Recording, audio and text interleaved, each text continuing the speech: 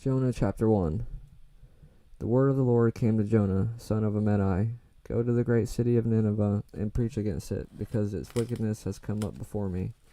But Jonah ran away from the Lord and headed for Tarshish. He went down to Joppa, where he found a ship bound for that port. After paying the fee, he went aboard and sailed for Tarshish to flee from the Lord. Then the Lord sent a great wind on the sea, and such a violent storm arose that the ship threatened to break. All the sailors were afraid, and each cried out to his own god. And then they threw the cargo into the sea to lighten the ship. But Jonah had gone below deck, where he lay down and fell into a deep sleep. The captains went to him and said, "How can you sleep? Get up and call on your God. Maybe he will take notice of us, and we will not perish." Then the sailors said to each other, "Come, let us cast lots and find out who is responsible for the calamity." They cast lots, and the lots fell on Jonah. So they asked him, "Tell us who is responsible for making all this trouble for us. What do you do? Where do you come from? What is your country? From what people are you?" He answered, "I am a Hebrew, and I worship the Lord, the God of heaven, who made the sea and the land." This terrified them, and they asked, "What have you done?" They knew he was running away from the Lord, because he had already told them so. The sea was getting rougher and rougher, so they asked him, "What should we do to you to make the sea calm down for us?" "Pick me up and throw me in the sea," he replied, "and it will become calm. I know that it is my fault that this great storm has come upon you."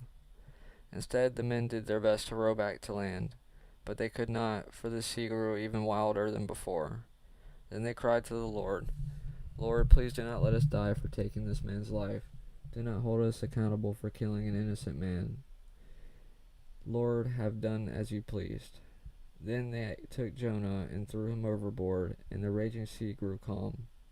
At this, the men greatly feared the Lord, and they offered a sacrifice to the Lord and made vows to him.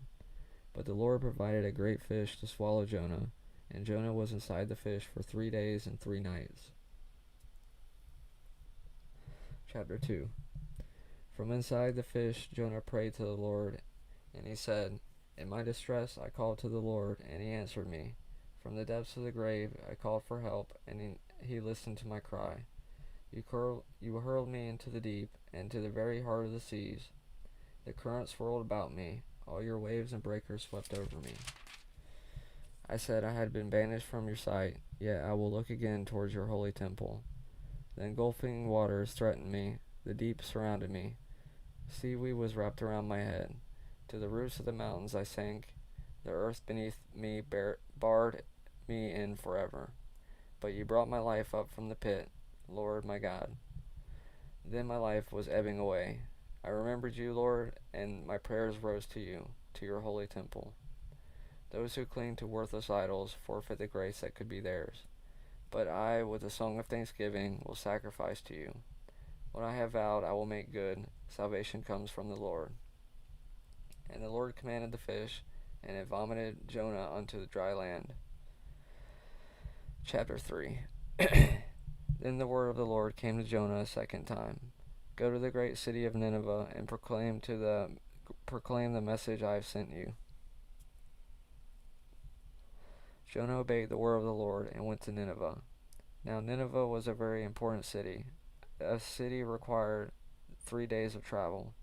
On the first day, Jonah started into the city. He proclaimed, 40 more days and Nineveh will be overturned. The Ninevites believed God. They declared a fast, and all of them, from the greatest to the least, put on sackcloth. When the news reached the king of Nineveh, he rose from his throne, took off his royal robes, covered himself with sackcloth, and sat down in the dust. He then issued a proclamation in Nineveh, by the decree of the kings and his nobles.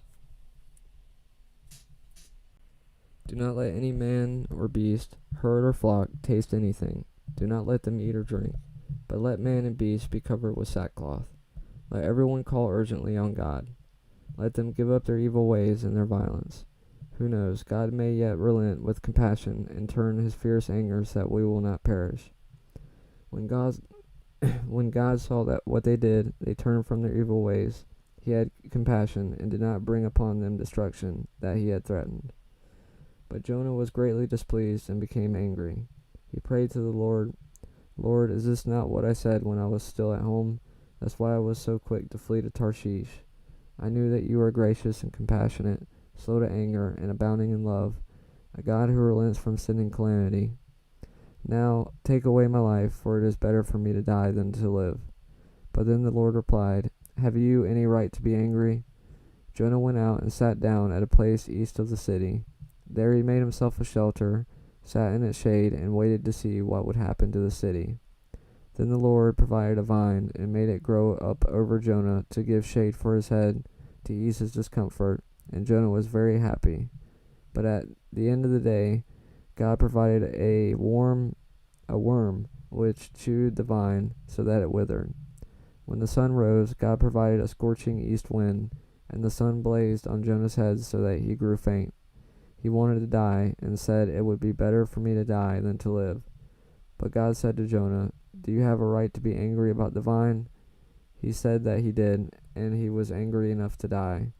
But the Lord said, you have been concerned about this vine, though you did not tend it or make it grow. It sprang up overnight and died overnight.